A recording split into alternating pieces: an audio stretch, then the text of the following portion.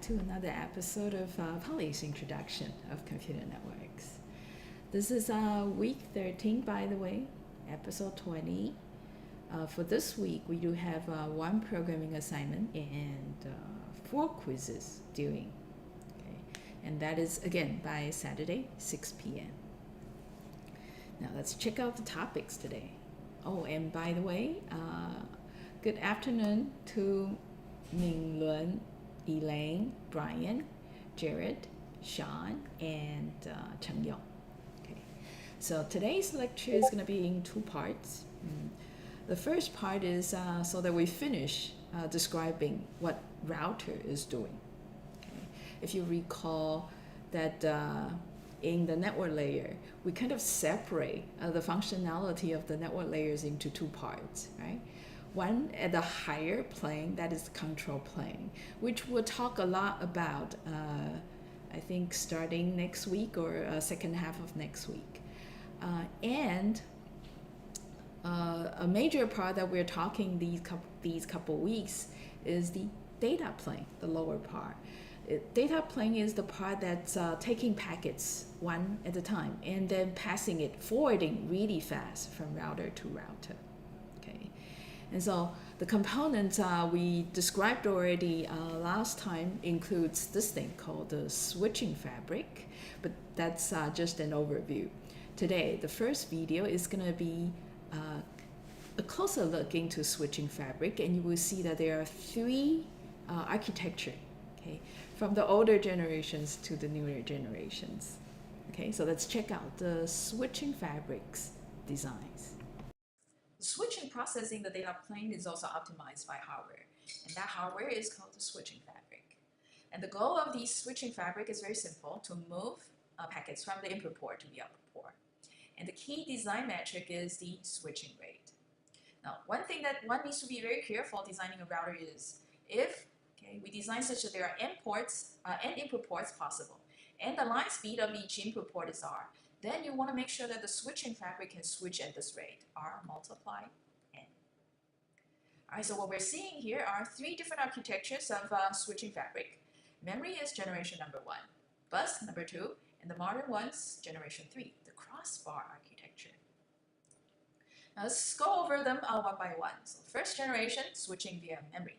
Okay. The architecture of a router of the switching fabric is very much like a traditional computer, where we have a CPU, memory, and then hard disk.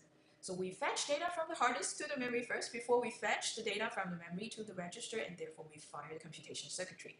Okay. So memory there is the middle point. Before data can go anywhere, you get it from the source, okay, before you push it out. So similarly here, we do have packet in the input port, and we want to push it to the output port. The packet is going to be copied to the system memory here in the middle, okay, like this, through the system bus. Okay. And then from the memory, copy them to the output port's memory. So the speed of moving the packets is limited pretty much by the memory here. Okay. The speed to write and the speed to read. Now this is usually very slow, and the cost of the memory is also high. And not to mention this, we send packets into the memory like this, and we also fetch packets out from the memory like this. So you see each packet has 2 bus crossings. If the bus speed is R, the throughput can only be this much at best, if this is not limiting memory's read-write access time. Therefore, in the second architecture, that's bypass the memory entirely, so let's remove the memory part, there's no middle point. Packet is copied straight from the input port memory to the output port memory like this. Okay. And as a result, we only have what? 1 bus crossing. That is saying the bus rate is exactly the throughput. And this is actually in the Cisco 5600 series. Having a 32 gigabits per second bus guarantees also 32 gigabits per second switching rate. Now the only limitation is just the bus. There could be bus contention depending on how many input ports you have and how busy they are. Last architecture is this interconnection network, or the crossbar network. The architecture looks like this. So the input ports are connected to a network, and then output ports are exit points of the network. So you see potentially this. Yeah, these red lines are buses. Okay, bus speed can still be R. But you know what? Data can potentially flow here, this pass, this pass. So you get 3 flows that can potentially go through the interconnect network in parallel. Although the bus speed is R, but you get triple amount of data through. Okay, so there's a certain degree of parallelism there we could explore. Okay, so this design here, the crossbar design, or sometimes called the grid design. Okay, it could be 2-dimensional grid, but nowadays 3-dimensional grids is also quite common. Okay, so we use an interconnected network there to try to speed up, add some degree of parallelism. Now, this design is actually not new. When people are designing computers where there are multiple processors, the multiprocessor computers, people have already thought about using this architecture to ensure the processors are well connected so that we could distribute computation tasks efficiently. We allow fast passing of the data from one processor to another so they can continue the computation from another computer, okay, another processor. Right? The last part of doing interconnected network architecture is this.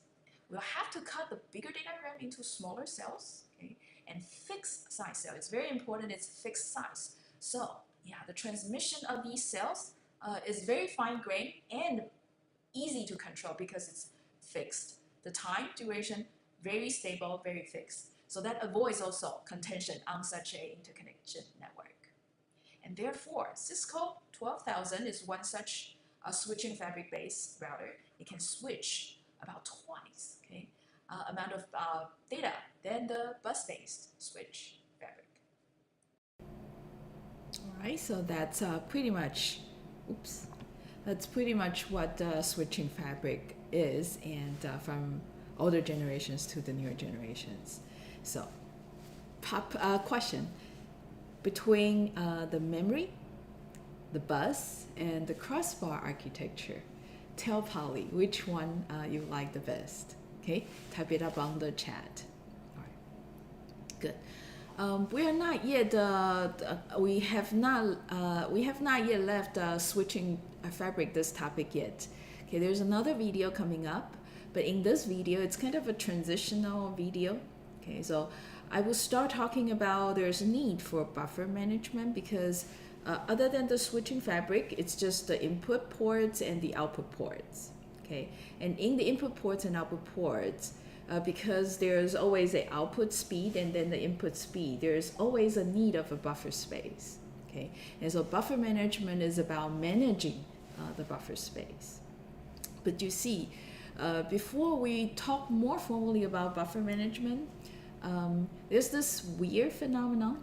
Oh, hi. Okay, yeah, David likes crossbar. All right, so feel free to type up what your favorite architecture is. And you see that between the input port and output port, switching fabric is in the middle.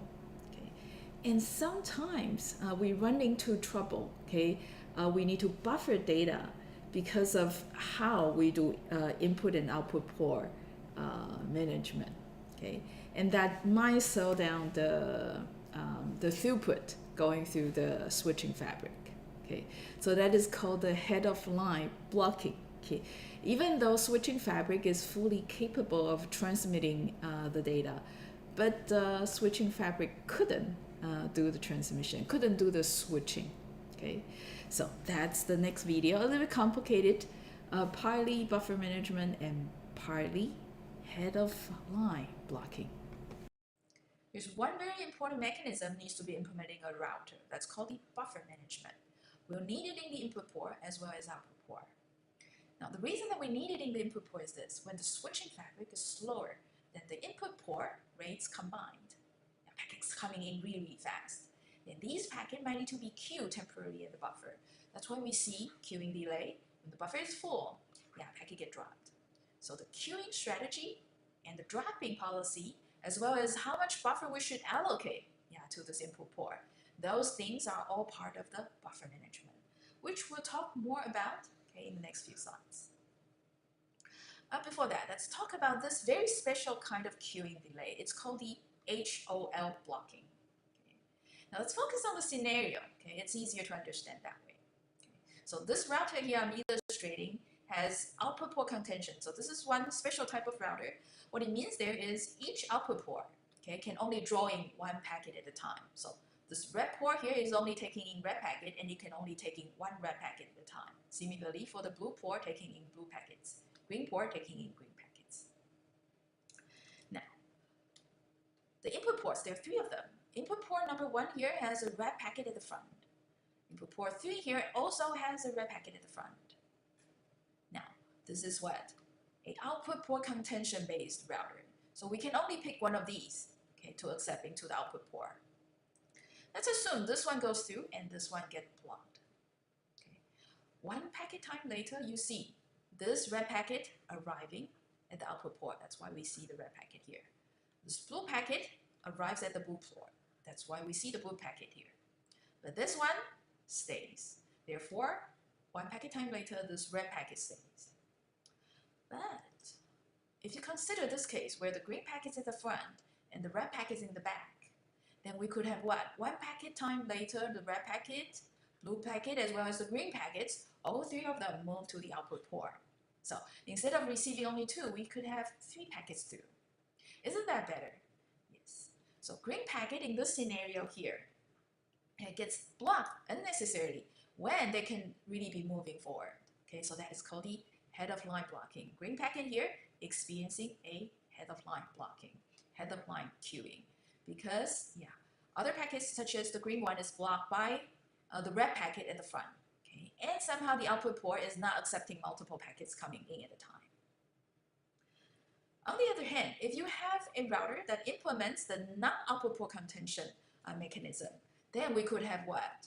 Yeah, input port 1, input port 3, both have red packets. They can now all go to the red output port. So one packet time later, you see 2 of them here. Okay, and the blue one will also go one packet time later. Okay. And the next cycle, then you see green, the next one in line in input port 1 goes to the green port. And the red packet here goes to the red port. Okay, so HOL blocking only occur in the output port contention type of router. So that was the divergence. Speaking of this very special type of queuing, what my experience. Now let's come back to buffer management. Okay. We need also buffer management at the output port. Okay. And this is because the arrival rate through the fabric could exceed the output line speed. Right? So switch here super fast, such as a non-output port contention router. Usually the packet can come in real quick. We could have red here, then all of a sudden we get 3 red packets coming in. And if the line speed here is slow, yeah, the buffer actually queued up real quick. It gets full real quick. So delay also gets long, and you might also have packet loss. And the buffer here also needs to be managed. Alright, so yeah, buffer management, it's one of the major functionalities inside a router. Okay, so next video is to introduce more formally buffer management and what are the 3 major things that we need to know to manage buffer well. Buffer management in the input port and output ports are the same, so let's just talk about the output port side. So what I'm drawing here is the detail of the output port. So yeah, it looks very much like the input port except it's being mirrored. So we do have this one here. Yeah, this is where the buffer space is and packet get queued up here. And this component is doing the link layer protocol. And therefore this one here, although called line termination, but this is where also the physical layer is implemented. Now let's focus on, buffer management here. So buffering is required because data could be coming in faster than the pace they'll be going out, right? So when that occurs, we could, draw packets when there's not enough buffer space. So what's critical here is to decide how much space to allocate to the buffer.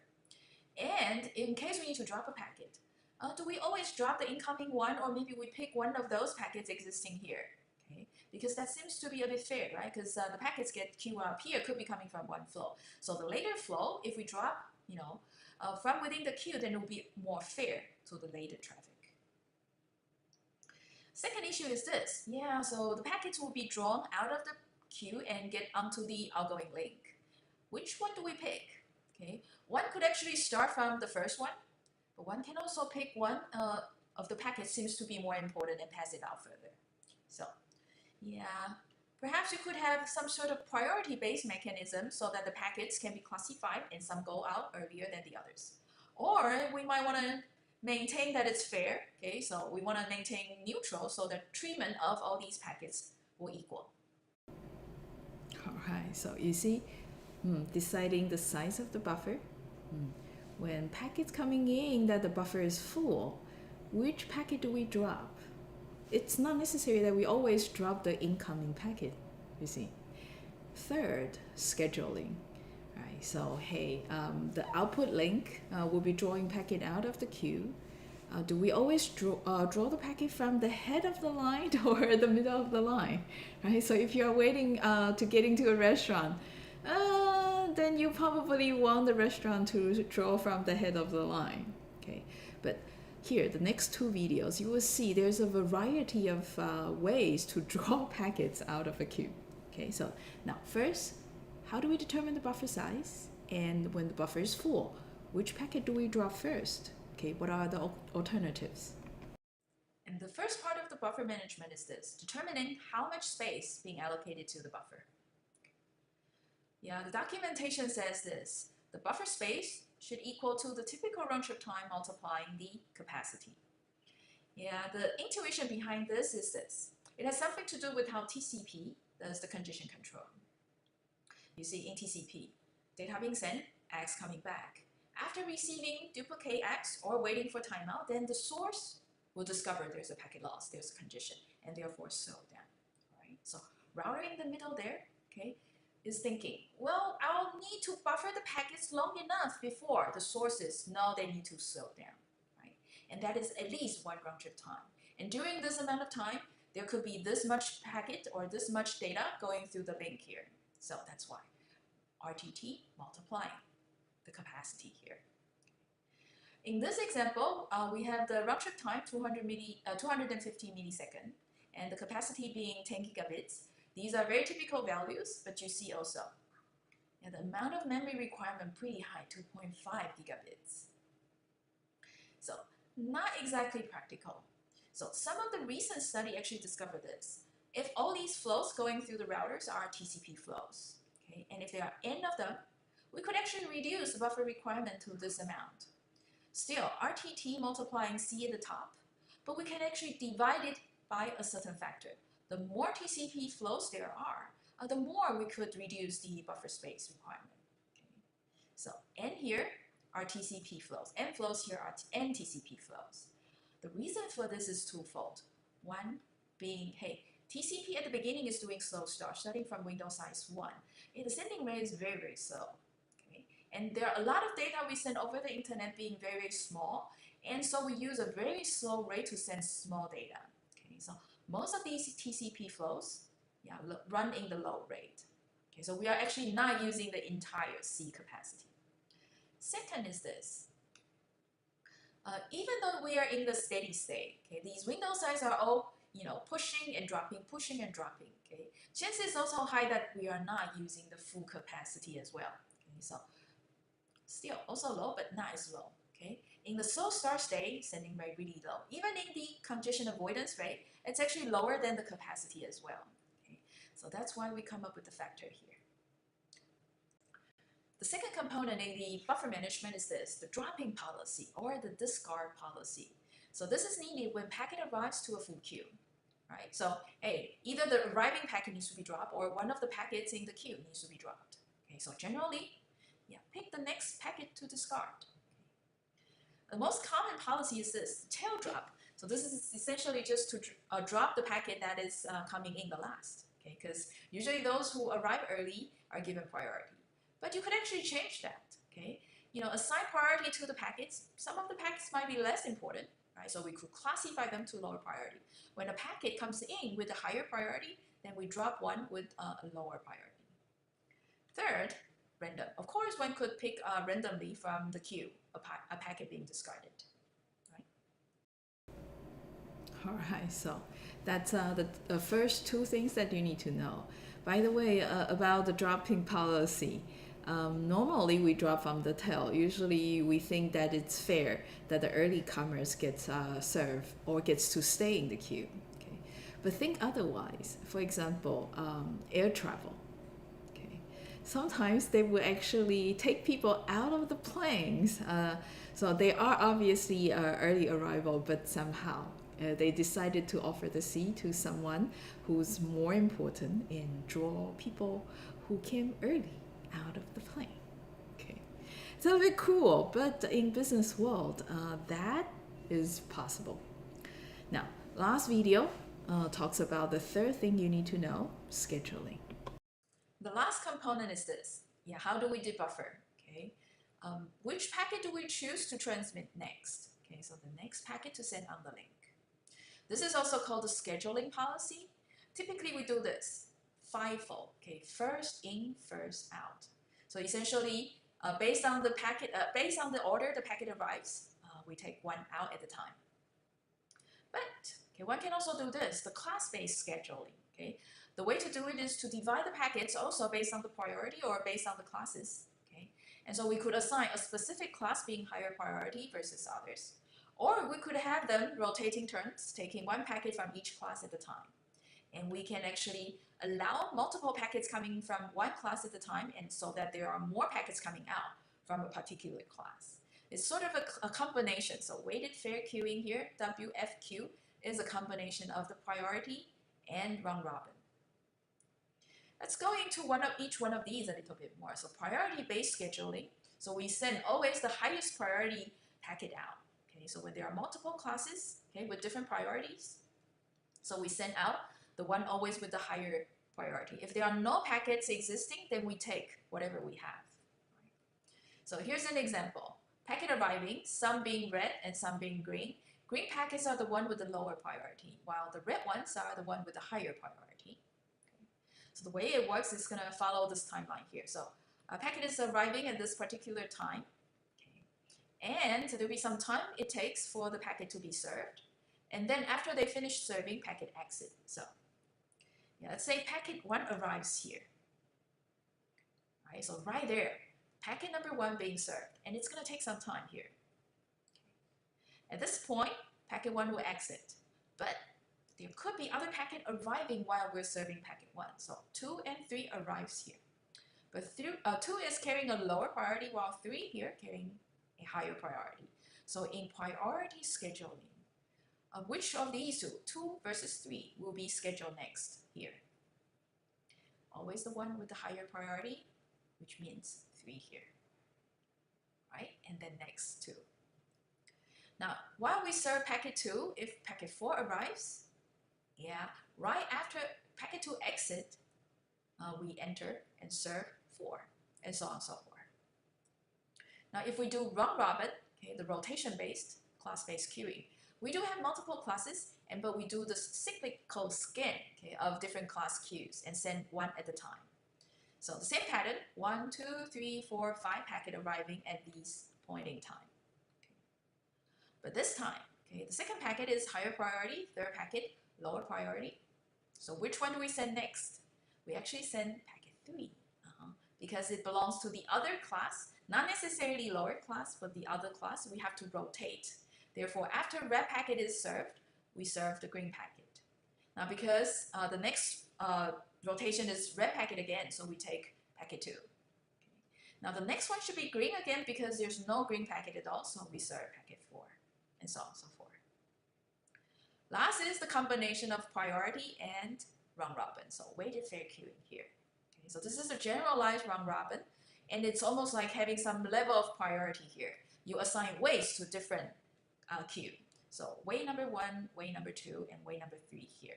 Okay, so in one round, we could draw 2 packets out of the red queue, and 1 packet out of the green queue, and 3 packets out of the blue queue. Okay. In the second round, 2 more, 1 more, and 3 more, but because there's only 1 left, so we just get 1 more out. So this is weighted fair queuing. All right, so you see in the scheduling mechanism that you see one can actually do the scheduling based on fairness. So for example, round robin is something like that. But one can also design a scheduling mechanism given some extra intensive with the priorities. So you see that in a society, being fair is important, but having economic growth can also be important. Okay, that's why we have a variety of these scheduling mechanisms existing. All right, Glady has a question. Does it mean that to manage bandwidth, we can achieve it by correctly set the scheduling policy? In kilobits per second per specific application.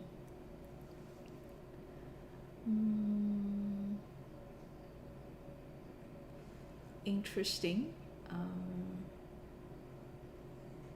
I think so.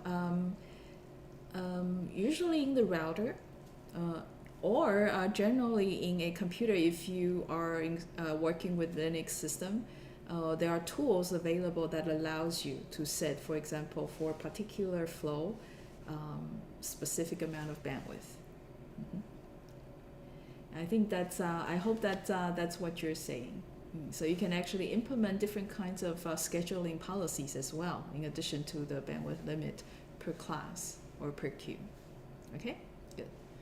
So that was router. Next is to talk about this protocol, the one and only protocol in the network layer. Okay, it's called the IP protocol. All right, there are actually two versions of IP protocol.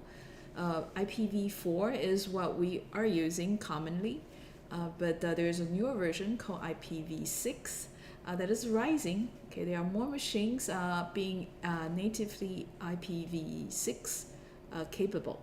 Okay. Hey, you'll hear about it. Okay, so the first video here is to, just like all these other protocols we introduced, to show you what the packet format is like and what are these fields in the packet headers. Okay, so let's go. 4.3 Internet Protocol. Now you see here the section is a little bit long, so do expect that we spend quite a bit of time here. All right, so network layer is in the middle, okay, of the protocol stack. So what I'm showing here are, again, the important functions to be implemented there. Forwarding, we've already talked about in 4.2. Routing being in the data plane, we'll only talk about it in chapter 5. Another thing we'll talk about in chapter 5 is this, ICMP. This is one of those management protocols. So just like routing, management is also one of the control plane functions. So we'll be talking about ICMP later in chapter 5. So what's left in chapter 4 is just this, IP protocol. In there, we're going to talk about this IP addresses. If you recall, in forwarding function, the traditional model actually checks what? The destination IP address. So that's definitely talk more about the address format. Okay? And in the modern forwarding, we do what? SDN. We could actually look at multiple fields in the packet header, okay, to decide where to go. So we do need to know a little bit better about the packet format. What are the header fields? So that's coming right now. Now the two most important fields, source IP address and the destination IP address, each 32-bit long. Second, the header checksum. Now the reason this is important is because we did have what, TCP or UDP checksum that would ensure the integrity of this part of the packet. What about this part of the packet, the header part of the packet? We needed a checksum here, okay, to ensure the header part is also not having any bit errors. Now let's go over these individual fields one by one. So focus on the first row now. First field, there is called the version. So the packet we're actually showing here is defining IP version 4. Okay, so the version number, therefore, will be 4 here, always. And then two other fields, header length and the length. So the header length here is to tell the size of the header, and the length here telling the entire packet size. Last field in the first row, the TOS. Okay. It looks a bit familiar, isn't it? Because when we're talking about congestion control, there's this flavor called the network assisted approach. So we did introduce one mechanism that requires the use of the ECM bits. So these are 2 bits in the IP packet header, if you recall. This is explicit congestion notification. So those 2 bits are right here, again, in the IP packet header. Now let's switch gear and take a look at the fields in the third row. Okay, first is here, time to live. So this field is very, very special. Okay, we've never seen it before, and it will probably make sense, only it's in the IP layer. Okay, so we would do this. We would decrement the value here, time to live, TTL, by 1, okay, after a packet passed through a router. Okay. When this value reaches 0, what we will do there, this router is going to discard the packet entirely. Okay. That is also saying a packet here, given n as the TTL, will only be able to hop n routers on the internet. Okay, and afterwards it's going to be just dropped. So time to live here is kind of regulating, okay, how many hops the packet can travel on the internet. The reason we need this is because, on the internet, routing algorithms, okay, depending on how the messages are exchanged, depending on the computation process, we sometimes ended up having loops in the routes being computed. Now, in these cases, packets can actually travel the internet forever, like ghosts. Okay, so not good to have these ghosts. All right. So let's set a time to live so that they're more human-like. All right. So maximum number of hops the packet can travel. Second field in the third row, upper layer. Okay, so this is something that's slightly familiar because this is telling, okay, the network layer that after we extract the segment part, which place in the operating system we pass the segment forward. Okay, so the upper layer protocol, what is that function there? Okay, handling this incoming of a segment. Okay, so upper layer protocol to deliver the payload. It could be the UDP handler or the TCP socket handler. Now the second row. So these three fields in the second row are actually working together, okay, supporting each other. And it's for a very important functionality called the fragmentation and reassembly. The thing is that the IP datagram, when it enters the link layer, now the link layer actually defines a maximum packet size or maximum frame size. The packet in the link layer is called a frame. Okay? Now that size can very well be smaller than the IP packet size. So in that case, we need to cut a big datagram into smaller frames. Now these flags there, okay, are allowing us to reassemble the frames back so that we can recompose the original packet, original IP datagram. Last field, okay, here, the options.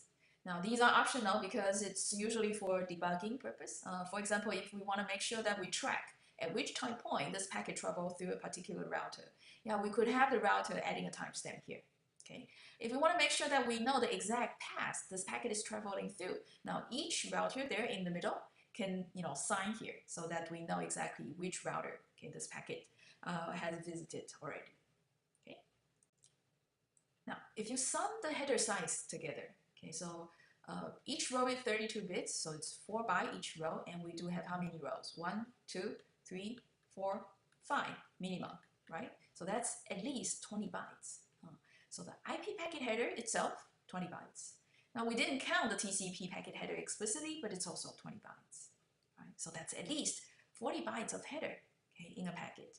Now if we are sending data that's very, very short, like 3 bytes, 4 bytes, the overhead, okay, of sending data with large header like this can be pretty high. Okay, so one of the problem in IPv4 is that the packet header there contains fields that might not be really necessary. So later you will see in IPv6, they will try to make it as concise as possible. All right.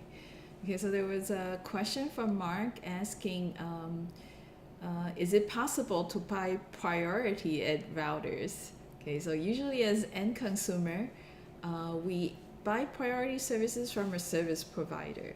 As to where the service, whether the service providers will implement such a priority service by configuring router, that is another story. Okay. Usually from what I know, such a class-based configuration at the router is done, for example, for control traffic versus data traffic, because control traffic is always higher priority. Okay, and usually you want to send some control messages when there's something going on. For example, a link is breaking, a router is it needs to be reconfigured. So you see that data, although we want it to go really, really fast, but a lot of times in a router you might see network admins setting the control traffics in a higher priority than the data. All right, we are not quite yet done with the packet format because those who pay attention, in the second row of the packet header, there are 3 fields: ID, flags, and I think something called offset. Those 3 fields are to support a very special function. So from transport layer to the network layer, we actually divide the segments into datagrams. But you see, before these datagrams go down to the link layer, that is one layer down, the network layer might need to break the packets again. Okay, so in a way, the network layer is one of the busiest layer there, trying to break bigger packets into smaller ones, both from higher layer down to the network layer, as well as from the network layer down to the link layer. Okay, so the next video is to explain how those 3 fields in the packet header works to break the packets further down in order to send data through the link layer correctly. So that is the IP packet format. There's one thing we're yet to talk about, the fragmentation and reassembly. Remember, the second rows of the header fields. So those fields are related to this function, fragmentation and reassembly of the IP datagram. The reason we need this is this. Okay, packets, as they travel the network, they might go over different network links. So for example, packet traveling the network like this. Now this could be an Ethernet link, this could be an optical link, and this could be yet another optical link, while this is another Ethernet link. So these packets might be going through different link layer technologies, running different link layer protocols. In those protocols, they might have different MTUs being defined. So this is the maximum transfer size, essentially the maximum packet size at the link layer. So different link types, different MTUs. Some of these MTUs can be smaller than the IP datagram size. In this case, we need to break the IP datagrams into smaller parts before passing on to the link layer. Now, some of you might be thinking, wait. Hey, didn't we do something like this in the transport layer, right? We take messages from the application layer, break the message into smaller parts, add the transport layer header, and that form a segment, and we pass it down to the network layer. At the network layer, what do? We break the segment into multiple parts, add the IP header, and then pass it down to the link. So why didn't we just do that, right? Because then at the link layer can just break the datagram, right, into parts and add the frame header, and such that it's smaller than MTU. Problem solved. You're right. It's just that the link layer protocols here, okay, they are all quite primitive, and there's a good reason for that. That is because we do want packets to travel really fast on a link. Okay, so link layer protocol does not do the segmenting datagram implementation. So that's why the network layer there, okay, poor network layer. The network layer needs to break segments apart for the transport layer. The network layer also needs to break the datagram apart for the link layer. Okay, so fragmentation reassembly is actually to do the link layer's job of breaking the datagram apart and reassembling them back. Now let's see how it works. A large IP datagram needs to be divided into multiple parts. Okay, when we run into a link that defines a smaller MTU. Okay, so one datagram will become several datagrams like this. Note that these smaller ones are not frames. These smaller ones are IP datagrams. All right. So we actually break them into multiple parts before passing it on this link here. Now these datagrams will remain the way they are through the network and comes into destination. The reassembly is only done here, only at the destination. Okay. So only the final destination is doing the reassembly. Okay. Now the breaking of the original datagram to multiple parts and the reassembly of the multiple parts back to the original datagram is relying on those 3 IP header fields. Let's go over an example to showcase the 3 header fields: ID, fragmentation flag, and offset. The example says we do have a large datagram for 1,000 bytes, and we're running into a link with MTU being 1,500 bytes. So let me show you the result, okay, straight.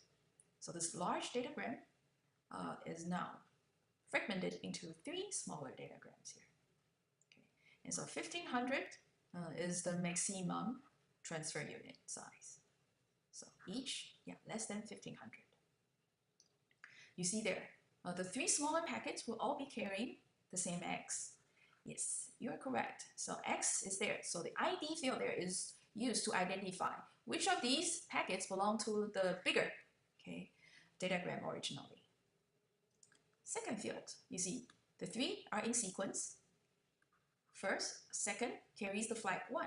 Only the last one carries the flag 0. So the one carrying the flag 0 is the ending packet, ending datagram. Now, these two would both be carrying 1, saying that they are actually earlier datagrams. But which one goes first and which one goes second? You can actually look at the offset. Those carrying smaller offsets are earlier. In fact, what the offset is saying is the position of the first byte here in the original data packet. So first byte here is the original byte 0. First byte here is the original byte something. It's not exactly 185. It's actually 185 multiplying 8. So the offset is actually counting 8 bytes at a time. So that is a way to try to make sure the offset field is a little bit narrower. Because then 1 byte packet, that's just not making sense. Right? So there, you get it. This is IP fragmentation and reassembly. Oh, and by the way, if you multiply 185 to 8, you get 14A0. And that is because of this. There's only 14A0 data bytes in the first packet. Because, hey, IP packet header is 20 bytes. So total length being 1500, data can only be 14A0. Right? So as I mentioned, 185 is indicating the position of the first byte in the packet. But the position should be divided by the A. The original position divided by A will be the offset value. Therefore, offset multiplying by A, the original position. All right, so that was the packet formats, 3 fields in second line. All right, now we start talking about the address, IPv4 address. So IP address, I think many of you know, 32 bits long, right? And usually we write it in 4 numbers for, in between 0 to 255. What you guys don't know yet is this, if we write a whole string out in 32 bits of zeros and ones, actually there's usually a part of that string being the subnet ID. So each computer, each network interface belongs to a subnetwork. And that subnet is using that subnet ID to identify them distinctively. And then there's a part of the string being the host ID. So subnet part plus the host part that compose the 32-bit IPv4 address. IPv4 addressing. Well, it's actually quite simple because you guys all know, right? The IP address is 32 bits long, like this. And the way we represent an IP address is more. Take 8 bits at a time, convert it from the binary form to the decimal form. And separate these 4 numbers by 3 dots. So an IP address. And we actually say that, hey, each machine here is assigned an IP address. Yeah, it looks like it's indeed the case. But no, that's not quite precise. An IP address is actually associated with an interface. So each network interface requires an IP address. The tricky part is just this. A host here, being at the end of the internet, at the edge of the internet, there's usually just one connectivity. Therefore, there's only one interface. Therefore, there's only one IP address. If you look here, routers being inside the core of the internet usually have multiple connections to the rest of the internet, therefore multiple interfaces. And you see here, a router can be assigned multiple IP addresses. Right? So routers typically have multiple interfaces while hosts typically one. Nowadays we do have 2. That's why the reason for that is because sometimes if we do have wire network access, then we can plug in to Ethernet, for example, conveniently. In case now, we can still use Wi-Fi. So regular hosts, we do have 2 physical interface cards, but we use it one at a time. So this is an end systems characteristic. Now the core systems router, definitely multiple interfaces. And you see a little bit more clearly that the interface is the part that connects a host, okay, to a link like this, to a link like this. Okay. So bottom line, IP addresses are associated with interfaces, not a physical machine. Now, yeah, we did not print any of the links here, right? We did not show any of the links there. Okay, so how these interfaces are interconnected through the links. And we'll talk about the links in chapter 6 and 7. So this is the wired link and this is the wireless link, like this. Okay, this is the wired link and a link layer protocol called the Ethernet. This one here is a wireless link, and it's the Wi-Fi protocol. Something else about the IP address you should have a rough sense about is this. You might have seen that the machines nearby, okay, the IP addresses for their network interfaces might look alike, especially the first, few numbers. So 223.1.1 seem to be shared by these interfaces that are physically connected. Yes, those interfaces that are physically connected to each other belongs to a subnet. So the first few numbers there, okay, is called the subnet part of the IP address. And the last, okay, that are unique, so we could separate the different different interfaces, is the host part. Those are the bits to the right, okay, the lower order bits. Now, only the interfaces that are physically connected, then they will share the same subnet address. Okay. So this is subnet 223.1.1. This is subnet 223.1.2, and this is 1.3. So each of them is a subnet, but these two are not in the same subnet because there's a router intervening.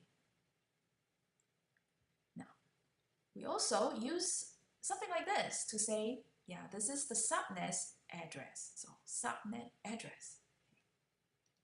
So you see here, this number is to indicate how long the subnet part of the IP address is. So A bits, A bits, A bits, 24 bits. Similarly, then the 223.1.2 subnet address is looking like this. And this is 1.3's subnet address. Okay. And what I'm teaching you here is there's an easier way to tell how many subnets we have here. Okay. Because if you want to assign the subnet address, if you need to decide how long the subnet part of the IP address is, you do want to know, right, inside your network, how many subnets there are, and inside each subnet, how many machines there are, or how many network interfaces there are. To determine the number of subnets you have, you need to detach each interface from its host or router. Okay. As a result, it's going to create an island of these isolated networks. So let's detach host, host, host, router, host, host, host, host. So we get what? One island of these network interface cards, one island of these network interface cards, and another island of the network interface cards. So each isolated island is a subnet. So if you want to figure out how many subnet there is for this network, break, break, break, break all these hosts and routers. Okay. So interface, physically connected, we have one up there. So subnet 223.1.1. We do have another one here, these three, and another one here, these three. And guess what? Another one here, right? These two together form an isolated island. Another here, and another here. So we together have 6 subnets here in this network. Until now, all these subnet addresses, we see this part being 24. But this is not quite true. Okay, to be more formal, the subnet part of the IP address can be arbitrary lengths. So the general format is looking more like this. Okay, the IP address on the left, and then an X, a number on the right. This indicates the number of bits in the subnet part. So in this example here, we do have the subnet part being 23 bits long. Say the blue part, only 23 of them. Therefore, the host part, we get 9 bits. So we could accommodate up to these many individual hosts. We could allocate these many individual IP addresses to these hosts. Now, if you have a subnet, that has a number of machines, higher than this, you will need more bits. So this guy here might need to turn black, and we need to use a length of, for example, 22. Now, one last thing to talk about is this. How do we write the ABCD out? So this is how it works. Take the IP address in the subnet okay? And then convert them to binary form, write it down, okay? And then cut that IP address right at, okay, the part that's separating the subnet and the host part. So essentially, cut there right after the 23rd bit. Turn all the host part of the IP address into 0, okay? And then convert this octet back to the decimal, this octet back to the decimal, the whole octet back to the decimal, and then the whole octet back to the decimal. Okay. So if you have an x here smaller than 24, then this last number here is always going to be 0, right? Because it's always cut earlier here. All these bits will be 0. Therefore, this is 0. Now, as to whether this is going to be 0, well, it depends on, the subnet part. It could happen that all these, the subnet part is also 0, then you have 0. Okay. Otherwise, you're just resetting only the host part to 0 in order to write the A, B, C, D out. And that takes us to an exercise. Quiz 32. Okay, so the upper example here is exactly what we were showing in the video. Okay, so quiz 32 is asking you to find out what is the subnet address of this example at the bottom. Okay, so the orange part is the subnet part, okay, and the black part is the host part. Good. So, hey, we run out of time already. Okay, so the quiz is also in the W13 Quiz 32 channel, and this is gonna be a take-home quiz. So, take your time. And for now, I see that there's a Q&A between Walker and Glady. Okay, and Glady obviously has more questions to ask. So we'll have to delay that and move that to maybe Discord. Okay, Glady, sorry. And with that said, okay, don't forget to come tomorrow morning, 10:20. Okay, we're gonna talk about interesting topics like DHCP. This is the protocol you are using every day, okay, and very frequently as you come into a new environment and join the Wi-Fi network. You will also learn about this protocol called NAT, which is also very frequently used, okay, by us every day, all right? And these all kind of belong to the network layer, handling the issue that we might need to translate an IP address to another, given that we are running out of IPv4 address space. Okay, so with that said, I say goodbye. Okay, I see you tomorrow, 10:20. And I see you guys are very good solving quiz 32 already. Okay, good. Bye.